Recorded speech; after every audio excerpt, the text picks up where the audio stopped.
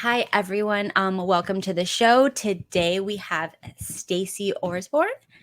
She is the co-founder and president of Fitness for Victress movement. She is the creator of it, and it's a first of its kind training methodology now used in all of the locations. And Stacy has a deep understanding and passion for supporting the ever-changing needs of female physiology.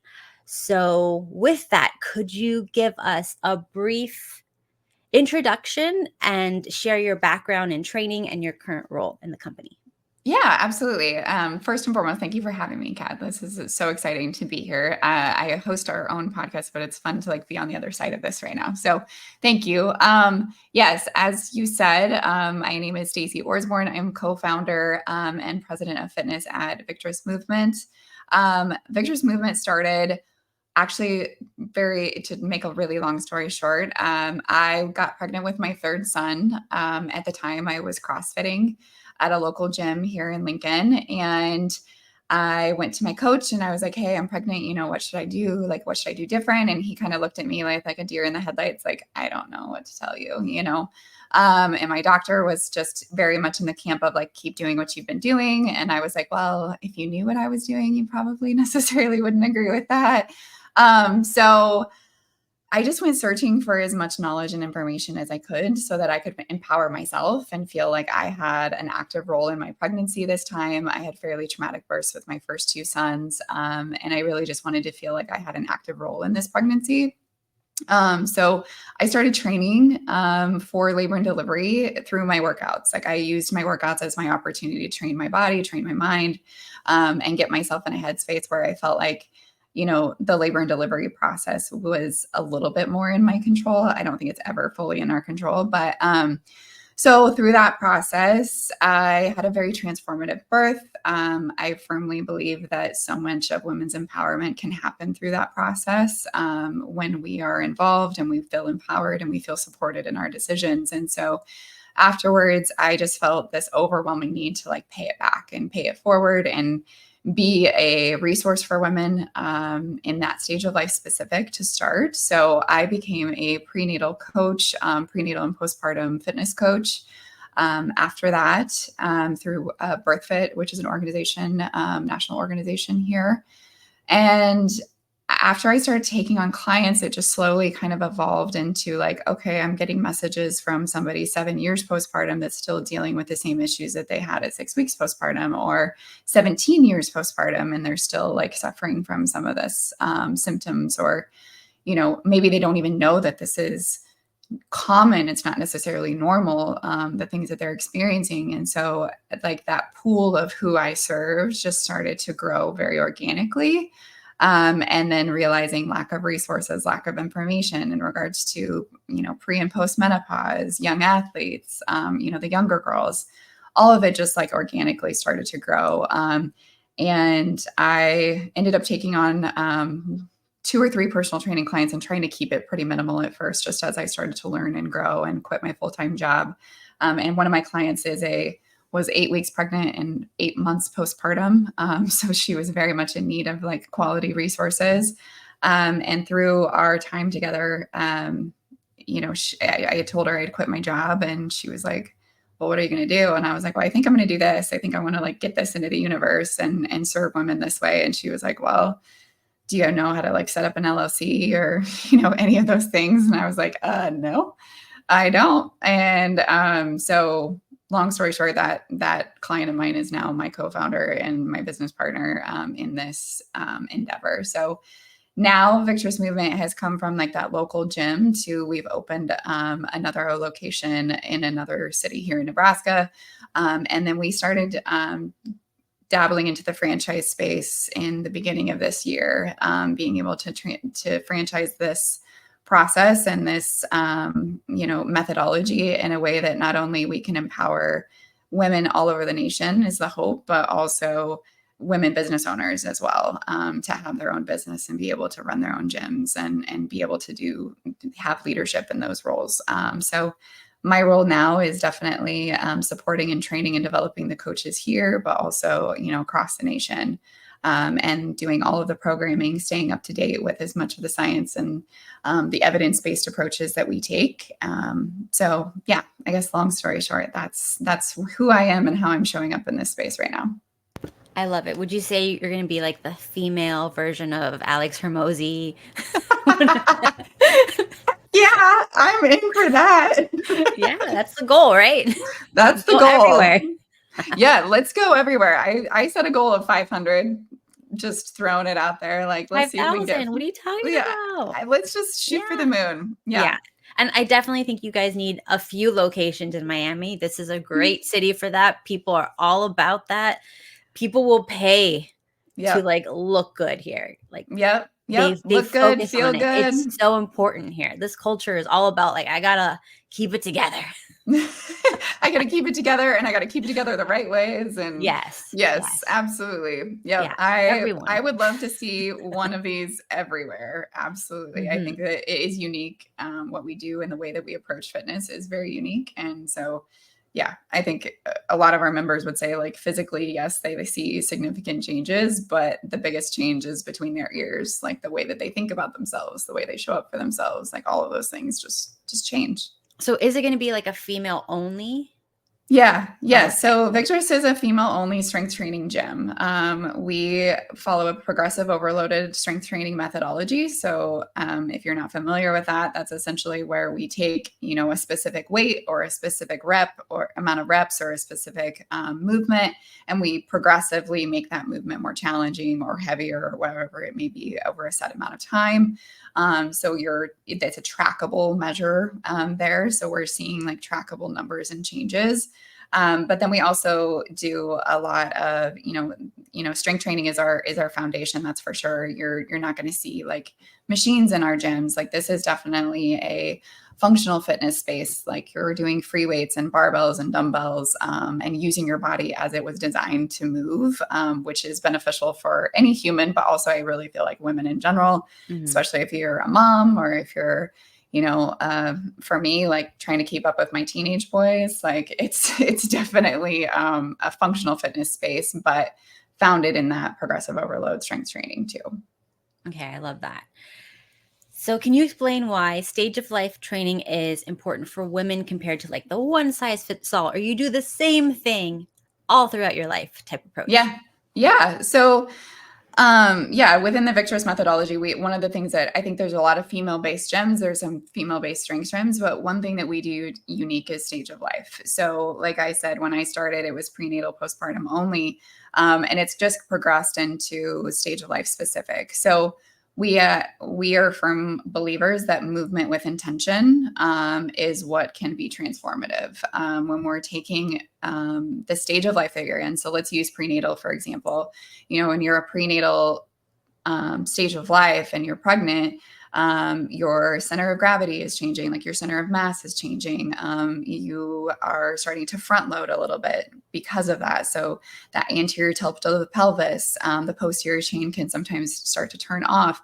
The need for your pelvic floor to be able to lengthen, to be able to relax, but also to be able to be strengthened and be able to move, to have connective tissues or connective breath to the tissues of your core, 360 degrees of movement and breath, to have a strong core, to have an upper back that's nice and strong. So we're taking an approach where the training that we're doing is written for that specific stage of life, right? For general fitness, like, that was a prenatal, for example, but for general fitness, we're taking an approach of 5 cycles throughout the year where we're actually training. You're not just going in and getting a workout. You're not going in and just like sweating. Like this is a intentional 8 to 16 week program that you're following for that set amount of time with these set amount of goals. And then we're intentionally educating in regards to hormones, like where are you at in your menstrual cycle? Like, how are you feeling? What's your stress levels like coaching that woman in front of us consistently in that stage of life, which, I'd say majority of our members kind of fall into that category. And then in postpartum, like, being able to slow down and heal and take the time that your body needs to honor what your body just did for this universe, and to be able to reconnect to your inner self and heal accordingly. I would consider postpartum essentially an injured state of being and being able to slow down and recover accordingly for that. And then within the pre and post menopause, like I think that's getting a lot of like attention right now in the public eye, which is awesome. I think it's about time for something like that to happen. I was laughing with a friend the other day and I said, I feel like, millennials have like consistently just like been talking about things like more, and we're more open about things. And so now like as millennials are starting to like hit this premenopause stage, we're like, hello, like what is going on? Like, this is not okay. But being able to change your exercise in a way where we can prevent the midsection onset of body fat, where we prioritize recovery. We work with the hormones that are shifting and working with your body and not against it. It's bringing intention to the movement. It's not just going in and sweating and getting an endorphin rush. Like the importance of like, this is who I am today, and I'm going to train accordingly to who I need to be today and serve it well so that I can show up tomorrow and do either the same thing. It may not be the same thing though. It may look, feel, and perform differently. So, yeah. So, I mean, I've gone to a lot of local gyms, a lot of like, the hip, cool ones, whatever, with like the super hot trainers, and it's like really fun and everything to look around. But I come into this problem a lot. Like I'm trying, functional stuff. I want functional stuff.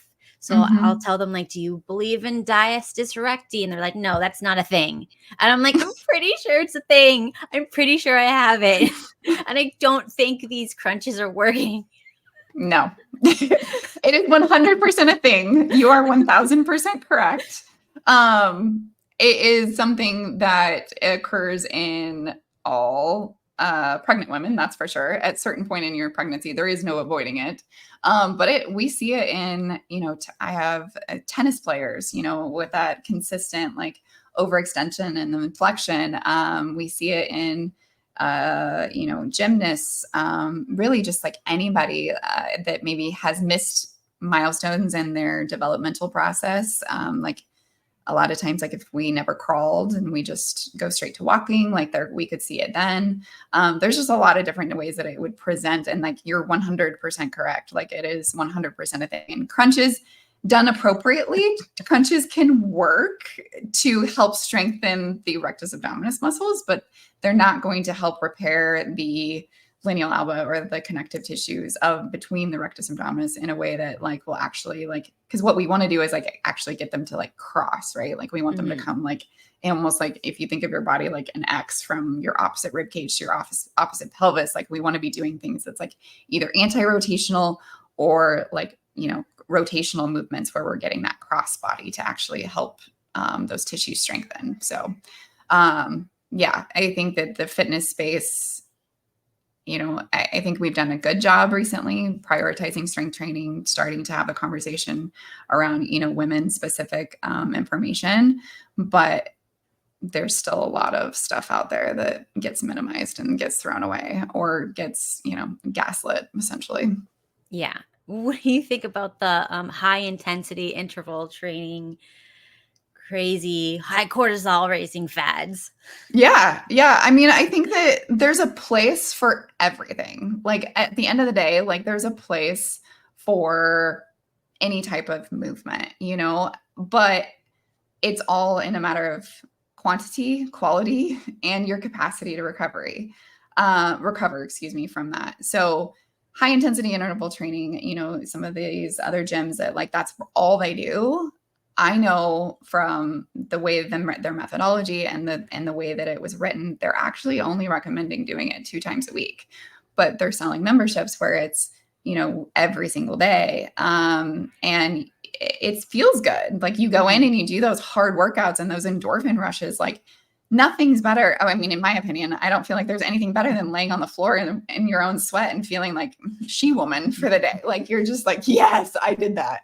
But every single day for multiple weeks in a row, absolutely, like it can potentially cause issues in the opposite direction. So I think that there is a place for high intensity interval training, and we do it here even. And it's important for, metabolic health, for fat loss, for strength training, even as a good like addition. But again, like if it's a consistent thing, and you can have too much of a good thing, I think, in that space. So Yeah, what I find is the people who already have high stress, high cortisol, high like low sleep, they can't fall asleep at night, they're high strung already. When they do high intensity interval training, they gain weight. And then the yes, people who maybe like their just diet was bad, or they weren't working out at all before, and then they do it and they lose tons of weight and they feel great. And then you have yep. these two people going, how come it doesn't work for me but it works for her? Right. Well, and it all comes down to recovery. In my opinion, it all comes down to recovery. I mean, there's a lot of different factors involved, right? But when you have a high stress environment already, if you're looking at like a glass of water and you're already at, 3/4 full as far as just your external stressors, whether people want to admit it or not, like life is stressful, like, and our bodies are not in a place where we can differentiate between the stresses. We can't differentiate between a famine and us not eating enough. We can't differentiate between a tiger chasing us and a stress at work. Like it doesn't know the difference. And so like we're already at this level of stress that, when we start to do additional things that continue to stress the body out, it's literally like, okay, I don't know what's happening. And for women, a lot of times that state will cause us to hold on to body fat. Like it's a stress response for us to store excess body fat where estrogen can live, and we can, feel safe and know that we can biologically reproduce. And yeah, I mean, it's a real thing. And so I always say like the best workout you can ever do for yourself is the one that you can recover from. So whatever that is, for every individual and every day is going to be different, Yeah. I've said before, like if I haven't eaten enough quantity wise, I haven't necessarily earned the right to move my body intentionally. Like I might go for a walk that day instead, versus like intentionally going and exercising because I haven't fueled enough. Yeah, when I was having periods of like high stress and I couldn't like sleep at night or whatever, the only thing that worked for me was going on 2-hour walks every day. Mm-hmm. You just do that, Mm-hmm. and then I wasn't gaining weight like I would have if I had not done that, which is like crazy because they always tell you gotta kill yourself every day and stress out, or you'll be, huge or unhealthy or whatever it is. Yeah. And Oh yeah. yeah. It's sad. It's sad that that's like the culture that we have been, brought up in and taught. I feel like it's changing though. I feel like more and more, people are starting to like talk about it, and like women especially are like, yo, like that's not working for me actually. Like this doesn't feel good anymore. And depending on where you're at in your menstrual cycle, if you're somebody that is not taking hormonal birth control and is just like naturally cycling, like your energy levels shift so much, and your capacity for stress changes, and your ability to recover from stimulus changes, your rate of perceived exertion, so like how hard things feel changes throughout your menstrual cycle. And so you know I think that more and more people are just like starting to talk about it and being aware of it, and being like, okay, like what's actually best for me, and how is my body responding to the stimulus for me. Mhm. Yeah. So, how would you tell a woman who's naturally cycling they should exercise? Like, what times of the cycle can they do what types of exercise? Yeah. So we have like a standard, like, okay, like I don't know if I firmly believe in like necessarily cycle syncing because every woman is so different, right? Like Mhm. some women feel fantastic in their luteal phase, that week leading into your period, or, 10 days leading into your period. Some people feel fantastic. Other people feel like absolute crap. And it really varies depending on the person. So I don't know if I necessarily, we haven't taken the approach of like, this is what you should do when you're follicular ovulating, Mhm. luteal, menstruating. But what we have said is, okay, these are possibilities. These are things that you could experience, and this is how Mhm. we would want you to approach it. So starting with like, I like to start with menstrual cycle just because that would be day one of your period. And I think there's a lot of talk out there, like you should, do yoga or go for a walk, or, going slower.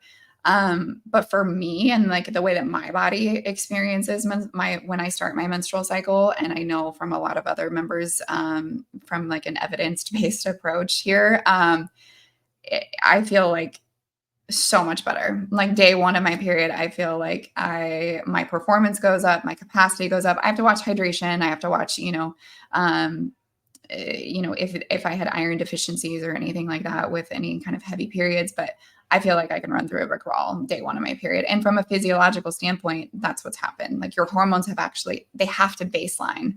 They have to get down to baseline for you to even start your period. So, really ultimately it's the person. Like if you're having heavy periods or if you have endometriosis or you have like any of those things, like I'm sure walking and yoga and those types of things are absolutely probably the best thing for you. But for somebody like me, like I'm ready to put the weight back on the bar. Like I'm ready to go. Like I feel fantastic. Follicular phase, kind of same thing. Just intentionally following some normally scheduled programming. But again, keeping in mind your capacity to recover. Like, your hormones might be at optimal levels, but if you're having a stressful day at work, whatever it may be, like all of those things like compound into your capacity to perform well and recover well. Ovulation, a lot of people it varies in that. Like I feel super strong personally when I'm ovulating. I feel like I'm glowing and I could I don't know, Wonder Woman in the gym. It just feels like incredible. But other people have said like they feel a little bit of an energy dip, or maybe they have some cramping, or there is some research that shows there's a potential risk of injury in your ovulation phase just because of the hormones, your tendons being a little bit susceptible for injury in that stage. So just keeping that in mind. But then in luteal, that's probably the one stage where like everybody kind of like has a more stronger opinion on like how to approach it. We say you have to show up and do what's best for your body today, and giving them full permission to modify or change the workout based on that experience. For me, when I show up, day 21, day 22 of my period or of my cycle, I feel like, okay, a week ago I could lift this weight and it was fine. Like I felt completely capable. And now all of a sudden, a week later, this feels like it's 50 pounds heavier and it's the same weight. And I've literally done nothing. And before I knew what I know now in regards to, progesterone being present and like at a higher level and like not being able to tap into glucose storage and like all of those things as efficiently. I used to be like, well, what did I eat? Or did I not sleep well? Like, what did I do wrong that is affecting my performance now versus like, oh, like I'm just in a completely different stage right now. Like my body is firing differently. It's not firing on all cylinders. It's just firing differently. So a lot of times in the gym, like we'll just say like, if you're feeling that way, if you're feeling like your rate of perceived exertion, so that the way things feel is going to feel harder, if that's occurring for you, let's maybe try to hold the weights, try to stay as heavy as we can and scale your reps. That would be our first option and best option there. But if that still doesn't, and you don't feel safe, you don't feel stable, you don't feel capable of that weight, let's scale the weight by, 10, 20 pounds and hold at the same rep scheme. If it's a metabolic workout, maybe we add an additional minute to 2 minutes of rest set into the programming. Just like intentionally like modifying and giving permission to make sure that you're showing up intentionally within that stage, as you should in any stage. But we don't want to also just like create something that isn't there, right? Like a self-fulfilling prophecy, like, oh, like I'm day 22, so therefore I'm not capable of like lifting heavy weights. Like that's not necessarily the case. It's just having an awareness and giving them permission and alternatives if they so choose. Yeah, that's so true. I remember when I was younger, I had more like PMS, whatever, DD, whatever it's called, the really bad one. And then like they're like, it's probably endometriosis and blah, blah, blah. And everything was a mess. So I know I couldn't work out like for like a week, a month, right? It was just terrible. And then I started working on my periods more. I started working on my health more. And then it got to the point where I could work out the whole month. Maybe there's one day and that's it. And now I don't even get cramps, which is wild because, when you hear like, oh, you have this, it's for your whole life. It's like, Right. no, it's not. You can fix anything. The body can heal. I was doing everything wrong. I was not sleeping. I was, not sleeping at the right times. I was not eating properly. I wasn't having enough protein. I was a mess. And then I'm expecting like the hormones to work properly, which is silly. But you mentioned something about progesterone and what was it? Blood glucose. Can you explain that a little bit? Because I haven't heard of that. Yes. So the progesterone being present, progesterone is a catabolic hormone for women. So it essentially is going to take from you wherever it needs to help with the biological process of, potentially carrying a baby here in the near future. So if you're not eating enough protein, if you're not consistently, strength training, it will essentially like attack muscle storage and not necessarily fat, if that makes sense. So it's gonna go and attack the muscle storage of your body versus, or not attack, but like it's going to use it for fuel. It's going to use it for, biological processes of thickening the uterus lining. So that's one thing to just like be aware of. It's a great hormone. It does a lot of amazing things for us, but the prioritization of protein is extremely important. There is a little bit of research that shows that progesterone, especially obviously in the luteal phases where progesterone is present within our menstrual cycle, that it is somewhat inhibiting our ability to tap into like our stored glucose. So those quick twitch muscle fibers, those like explosive, that ATP, like that ability to move quickly and explode quickly. You have to do that through like grabbing onto glucose quickly, right? And progesterone being present, there's some research that's showing like, okay, like maybe it's kind of slowing that process down just a smidge, and we're not able to fire on all cylinders as efficiently. So that would affect your rate of perceived exertion, right? Like it would feel harder. It's not like you're weaker. It's not like you've lost all this strength in the last 7 days. It's just your ability to execute it feels harder.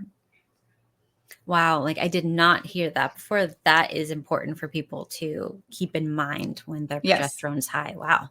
Okay.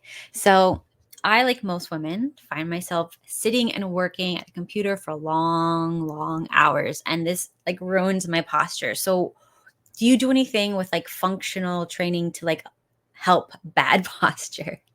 Yeah. I mean, I think any functional training is important in regards to postural positioning. Obviously, the way we sit at desks, the way we're looking at our phones, like all of those things. And especially like you're talking about desks, like I think like my prenatals and my postpartum women, like this internal shoulder rotation of nursing and like holding their baby and pumping and like all of those different things, like this internal shoulder rotation like really starts to happen. So absolutely, like we're not afraid to lift heavy weights on the upper body, that's for sure, but also strengthen and lengthen. So doing exercises that are lengthening the chest muscles and strengthening the posterior chain, not using our traps to do pull-ups, but actually using our lats and being able to like strengthen those muscles.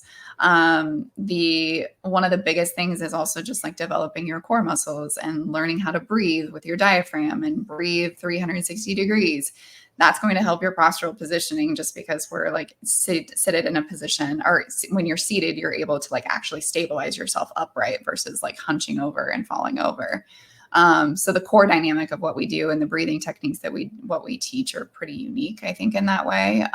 Within the gym space, we follow DNS principles, which is a whole nother conversation. But and then the other side of that, with being, as much as it's upper body, like it's also like that hip issue, right? Like the tight hips, the anterior tilt of the pelvis. So if you think of your pelvis like a bucket, it's tipping forward versus staying nice and neutral underneath your rib cage. And so what does that do? Well, that can cause low back pain. That can cause lots of instability issues. That can cause hip impingement. It can cause pelvic floor issues for women.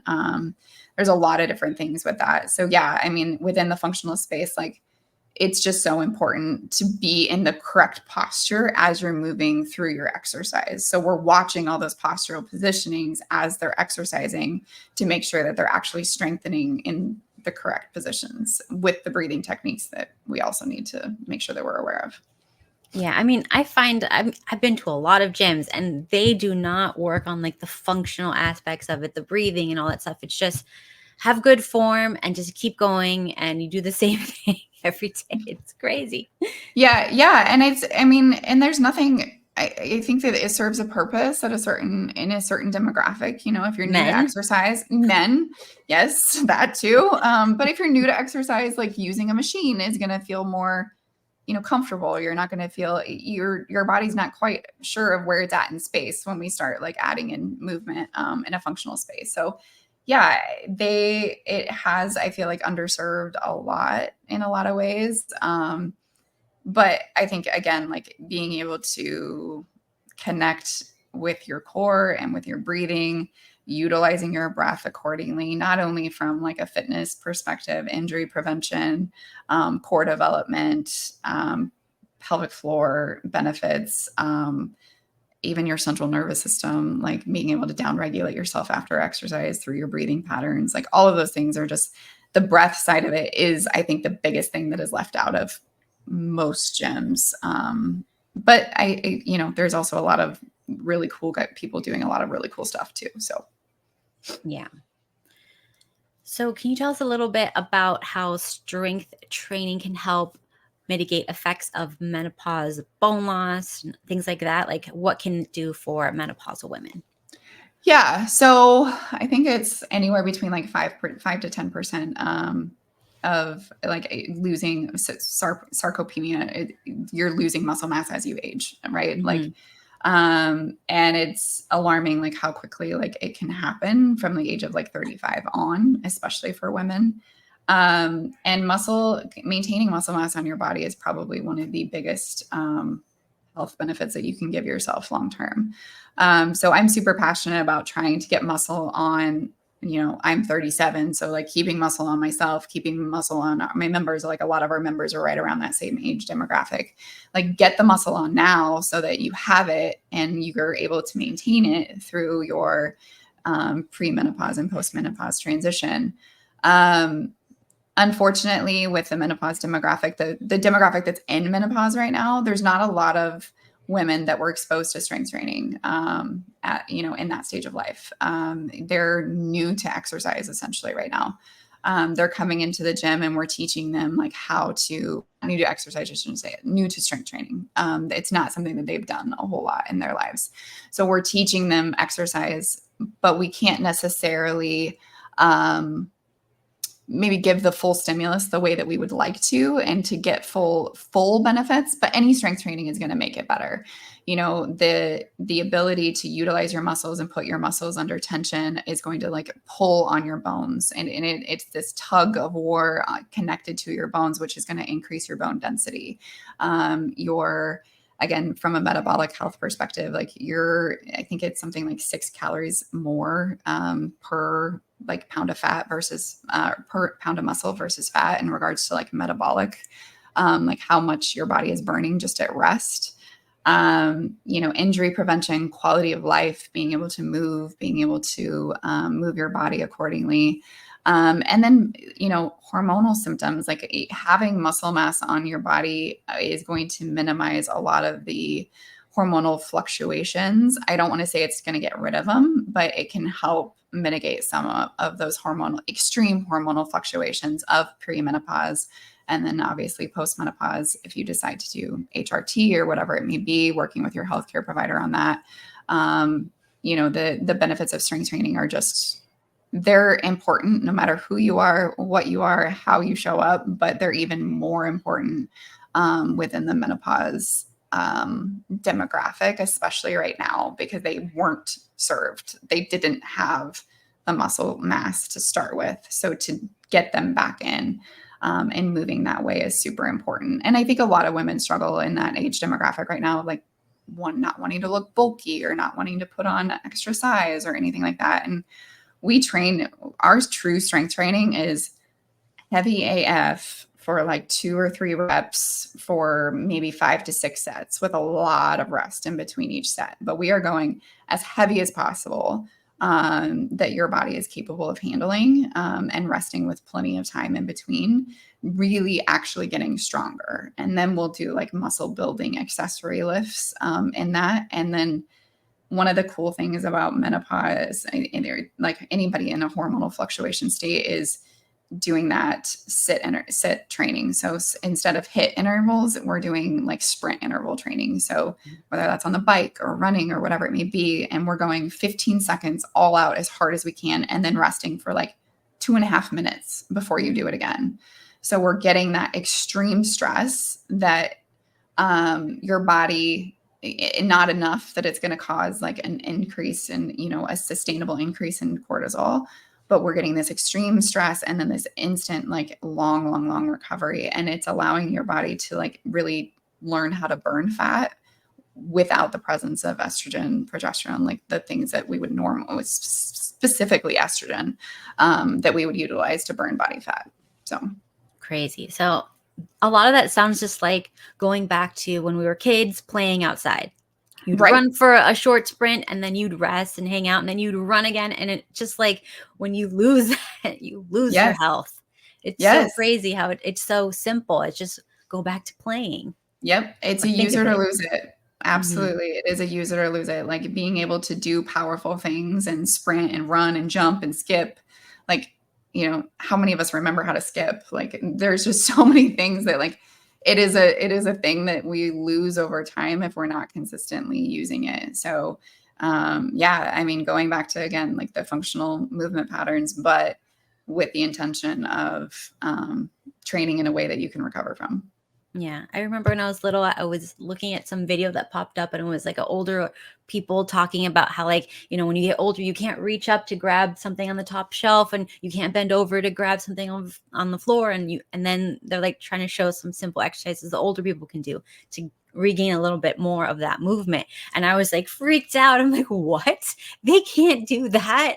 That's insane to me. So then I remember as a little kid, I started doing stuff like every day. I'm like, I'm going to reach up and grab something heavy every day, 10 times. I'm going to like squat and pick some things off the floor like every day. Like that's not happening to me. Yeah, but it's just like I was just so scared about that stuff. And now, like, I'm older, I'm almost like in menopause and stuff like that. And I don't have any of those problems. I skip every day. A little crazy, but like, no, it's good. It's needed. I see people my age who can't do these things, and it's wild. Yeah. Did you see the commercial where the older gentleman, I can't remember who the commercial was for, but the older gentleman kept like coming into his garage and like training on like holding something out in front of him. Like he was like grabbing like something, he was like holding something in front of him, and then like worked his way up to like this super heavy kettlebell and like holding it out in front of him. And I think it ended with like holding his granddaughter to like put the tree on or the star on the Christmas tree. And like, it's true though. Like, like you have to like continue to use it and train it and move your body. Like your body is such an amazing, smart, intuitive, incredible tool and experience to be in. But it does need like that support, and the intention behind what you're doing. And our world around us like doesn't exactly accommodate it well in regards to like what it needs consistently when it comes to movement. So yeah, I mean, I see that a lot. Okay. So we could just keep going down that rabbit hole. I know we could. So what are some signs that a woman might be overtraining? So I think some of the overtraining stuff is, again, very relative to the person. One of the biggest things that we notice in the gym space is the inability to make progress. So they're not getting stronger. They're not necessarily getting weaker, but we're just like we're not necessarily progressing in your ability to gain strength. your performance just kind of stays the same. You don't get any faster. You're not necessarily getting any stronger. And the increase in risk of injury, or starting to like see like the injuries starting to like creep up, is probably the two biggest things that we see in the gym, from a consistency basis, in regards to like, okay, like maybe we're doing too much. And honestly, from our perspective, within our training methodology, like, we only have like 4 days of set programming. So really, like, a lot of our members probably aren't suffering from overtraining. What we see probably more so is underfueling. Like, they're not necessarily, they're over exercising for the amount of fuel that they need, if that makes sense. So it could be one or the other. Sometimes both, but a lot of times it's more like, okay, like, are you actually eating enough to sustain your physiological like needs, like breathing, thinking, walking, all of those, like the things that you don't think about, that your body needs fuel for, plus your day-to-day activities like walking and taking care of your family and picking up the kids and moving from point A to point B, and your intentional exercise. And if we're not fueling enough for all three of those things, overtraining could be a byproduct because we don't have enough fuel, if that makes sense. Mm-hmm. Have you ever heard about, there was like a study, an old one, that said that women on birth control, they don't build enough muscle density while they're on it until they get off of it. And then I think back to that now, I'm like, women now can be on it for 10, 20 plus years. Mm-hmm. And then when they get off of it, they're at like a lower bone density than if they had not been on. That's crazy to me. Yeah, I think with the birth control, so like it depends on the birth control, right? Like, it depends on the type of birth control that you're taking. I am a firm believer that nobody should have a baby unless they want to have a baby. But at the end of the day, like, the physiological effects of contraceptives are something that women should just be aware of, like, and be able to make informed choices on. If you're looking at like the pill, for example, just like all encompassing the pill, a lot of times that's estrogen and progesterone, or the synthetic forms of estrogen and progesterone, right? And like different variations of that, depending on the brand and all of those things. But you are in a consistent state of what I would consider luteal phase, right? Like, you've got both hormones present, just like you do in a normal cycle of like your luteal phase. And that is, consistent, unless you choose to obviously like use your sugar pills, come off for 5 days, and then you have your, it's not a period. You're just going to bleed for 5 days, and then, go back on. It's essentially a withdrawal bleed is what it is. And from a performance standpoint, it's just something to know. Like, it could be affecting your ability to fire faster, be more powerful, get stronger. I'm not going to say you're not going to put on muscle mass, because like I said, like, you can still perform very well in your luteal phase. It's just, you're probably being potentially a little bit inhibited in regards to the capacity at which you could perform. The IUDs and like all of these other alternatives now, I think are like such a great and exciting option for women that are choosing to use hormonal birth control, because you still are probably ovulating on a lot of them. You're still like getting somewhat of a, physiological changes in that regard. But yeah, I mean, the pill specifically, I think, is the one that like from my perspective, it's just something to just be a little bit aware of, because of the consistent presence. What we say, if you're somebody on hormonal birth control, in the 5 days of your, so the last 5 days of your sugar pills and the first 5 days of your hormonal pills, your hormones are low enough that would be the time to like optimize performance and do your high intensity stuff, and do that obviously within the capacity of what you can recover. But that would be the time to like push exercise a little bit more intensely. And then when you're back, back in that higher hormone of progesterone and estrogen being present the rest of the month, or the rest of the pill pack, definitely being aware of like backing off a little bit and being more intentional about, your programming. Do you find that there's still some misconceptions about women and strength training that they still think they're going to get super huge, that, like they're going to like look manly or something like that? Do people still believe that? Yeah, they do. Absolutely. Yeah, they do. And it takes so much time and energy to get intentionally put on muscle mass. That being said, there are certain body types that respond very quickly to strength training, and there are certain body types that don't as respond to strength training in regards to like hypertrophy or like the size of the muscle.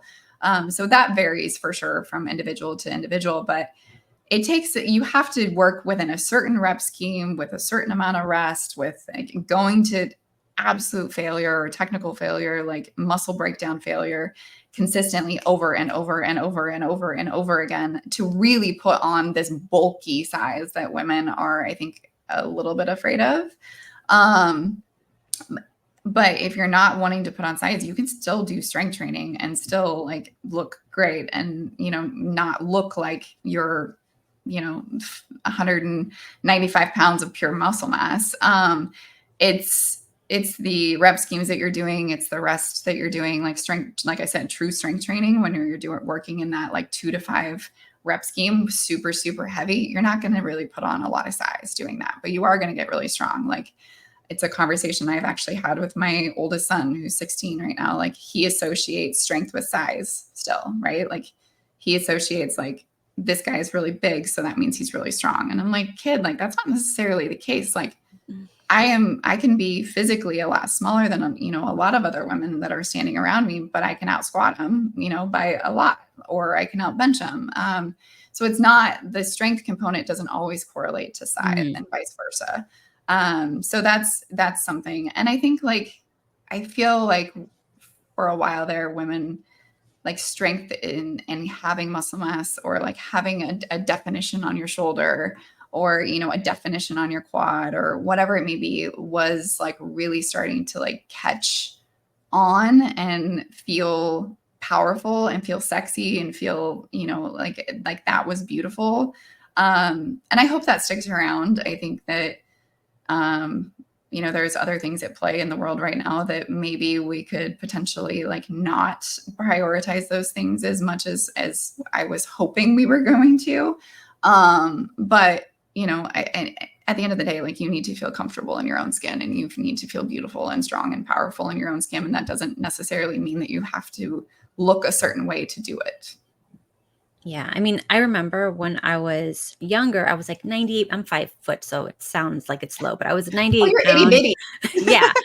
I was 98 pounds, and I would strength train, like do really good weights, like 4 hours twice a week, because that's just my school schedule. And I was in weight training because I wanted to be the only girl in weight training because I'm crazy.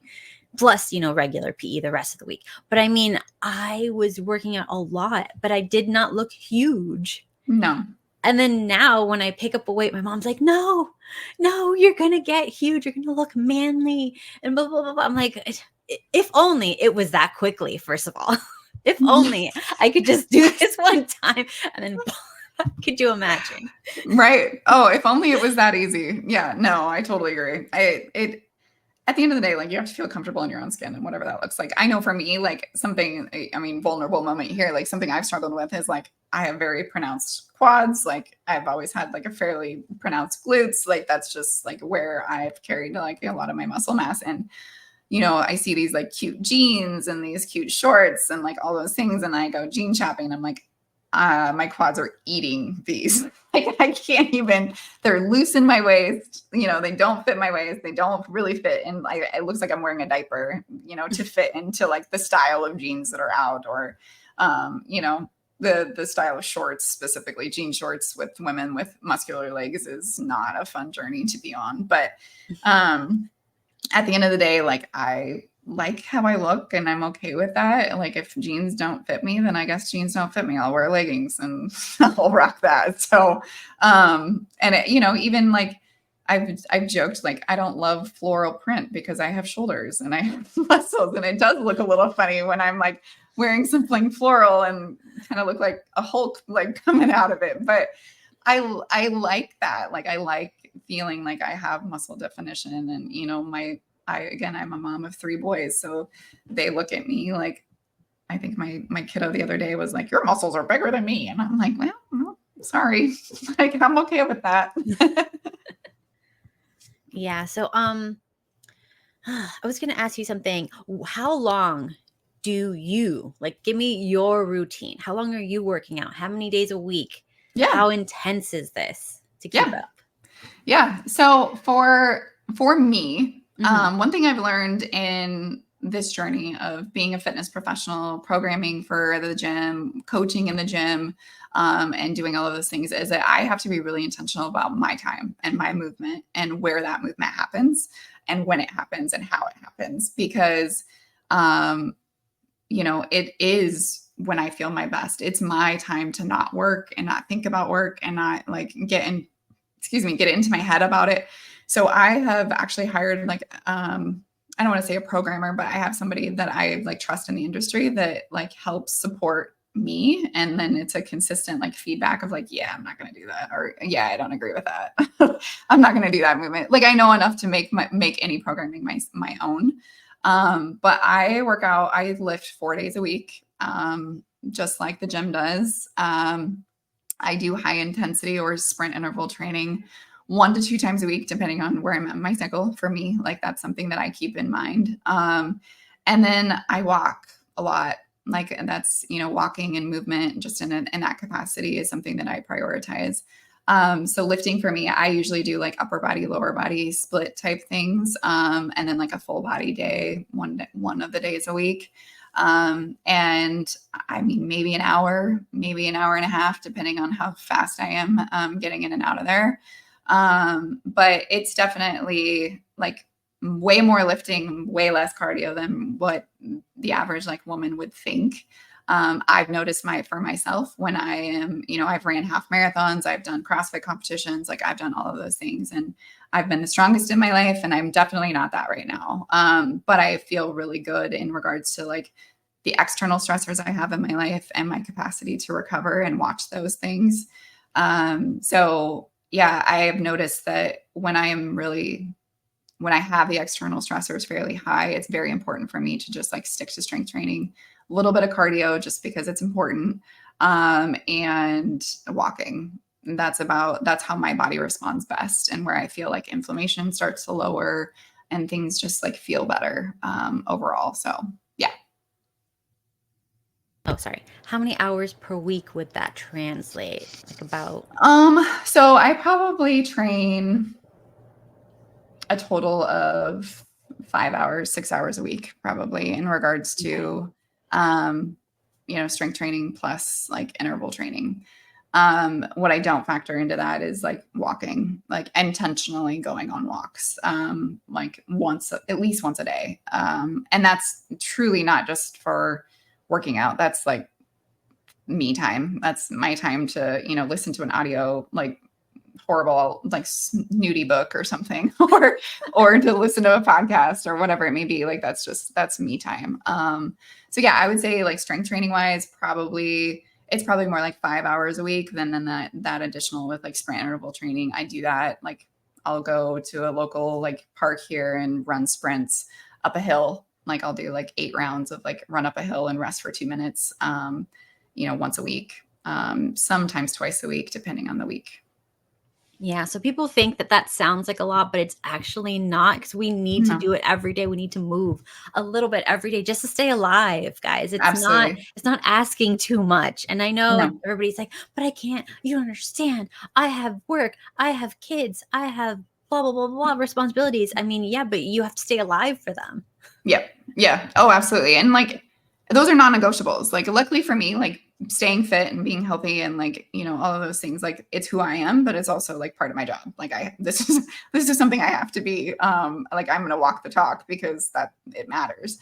But it's a non-negotiable in my calendar. Like it's set aside. Like I normally train in the mornings before, the rest of the world is ready to greet me.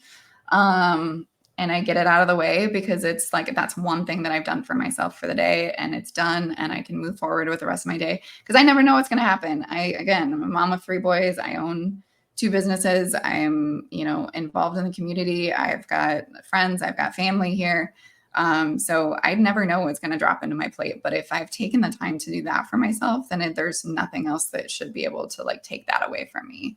And I like, right, for example, right now, like I get like the busy moms, busy schedules, all of those things. Like I am just coming out of baseball season. Like my middle plays competitive baseball, and we traveled 7 of the last 10 weekends for his sports. So I trained intentionally. I set up my schedule that I lifted Monday through Thursday, and I rested Friday, Saturday, Sunday, or I would do rest Friday, and then Saturday I was usually at a hotel, so I can do some kind of like high intensity something, or like some sprints on the treadmill or something like that. I know that a hotel should have enough to at least like give me enough of like a little bit of a sweat, or just doing it outside.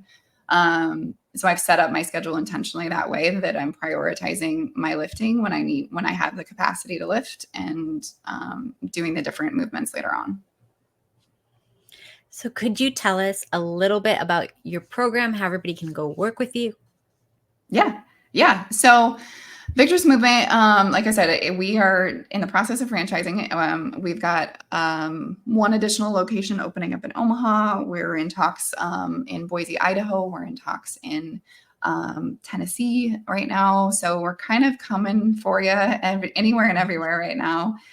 Which is really, really exciting. Our website is victressmvmt.com. So victressmovement.com. That's our main corporate website. Our local website is Victress Movement LNK. So we're located in Lincoln, Nebraska is where I'm at right now. And we pump out a lot of fun content from education on Instagram. It's Victress Movement as well. And as far as me personally, you can find me at Coach Stacy Movement MVMT on Instagram as well. I think I'm on TikTok too. I'm not really sure if I'm doing anything on there. But really, like ultimately, like what we want is you either find a gym near you or bring a gym to you, because I think that once you experience this type of training and this community, and being a part of an all women's group class dynamic where you're cheering for each other and you're pushing each other and you're experiencing hard things together, the transformative effects that this mission is having on women's lives and the way that they view themselves. They may walk in the gym with aesthetic goals, and all of a sudden it shifts to performance, and they just want to be the best versions of themselves. And to be able to like experience that is worth the trip. So find one either near you or make one come to you. Awesome. Is there anything you'd like to leave our audience with before we go today? No. Well, I guess we do have our own podcast as well. I'm a host on that. It's called Empowered by Victress. And a lot of that content is just like educational content, like what you're doing, from business to fitness to everything in between. So if you're interested in just hearing my voice more, you can certainly find me there. We launch episodes on Thursdays. So. Awesome. So I will put all of that in the show notes for you guys. And Stacy, thank you so much for being with us. Thank you so much. Thanks for having me, guys.